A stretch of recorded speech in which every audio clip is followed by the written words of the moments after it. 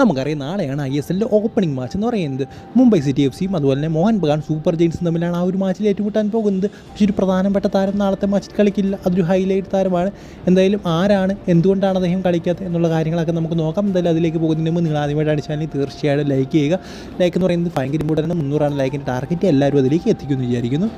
നാളത്തെ Mohun Bagan Mumbai city FC match, ഈ ഒരു മാച്ചിൽ ജെയിമി മക്ലാരൻ്റെ കളി കാണാൻ വേണ്ടി എല്ലാവരും ഇരിക്കുകയായിരുന്നു. പക്ഷെ നമുക്ക് കാണാൻ സാധിക്കത്തില്ല. അതായത് സെപ്റ്റംബർ 13 ജെയിമി മക്ലാരൻ്റെ കളി നമുക്ക് കാണാൻ സാധിക്കില്ല. കാരണം അദ്ദേഹം സ്റ്റിൽ ഇഞ്ചുറിയിൽ നിന്ന് റിക്കവർ ആയിട്ടില്ലെന്നാണ് നമുക്കറിയാൻ സാധിക്കുന്നത്. ഇത് പറഞ്ഞിരിക്കുന്നത് കോച്ച് ജോസെ മൊളീന തന്നെയാണ്. അദ്ദേഹത്തിന് ഒരു പ്രസ് കോൺഫറൻസ് ഉണ്ടായിരുന്നു. അതായത് നമുക്കറിയാം ഇന്ന് മാച്ച് കളിക്കുന്നതിന് മുമ്പ് ഒരു പ്രസ് കോൺഫറൻസ് ഉണ്ടായിരിക്കും. അതായത് ഇന്നത്തെ ദിവസം തലേ ദിവസം ആ ഒരു പ്രസ് കോൺഫറൻസ് നമ്മുടെ ജോസെ മൊളീന പറഞ്ഞ കാര്യമാണിത്. അദ്ദേഹം നാളെ ഉണ്ടാകില്ല. അതുപോലെ തന്നെ ആൽബർട്ടോ റോഡ്രിഗസിനും ഒരു ഇഞ്ചുറി, ചെറുതായിട്ടുള്ള എന്തോ ഇഞ്ചുറി പോലത്തെ സംഭവങ്ങൾ ഉണ്ടായിരുന്നു. സോ അദ്ദേഹത്തിന് ഇപ്പോൾ കുഴപ്പമൊന്നുമില്ല. അദ്ദേഹം നാളത്തെ മാച്ചിൽ ഉണ്ടാകുമെന്നും ജോസെ മൊളീന പറഞ്ഞിട്ടുണ്ട്.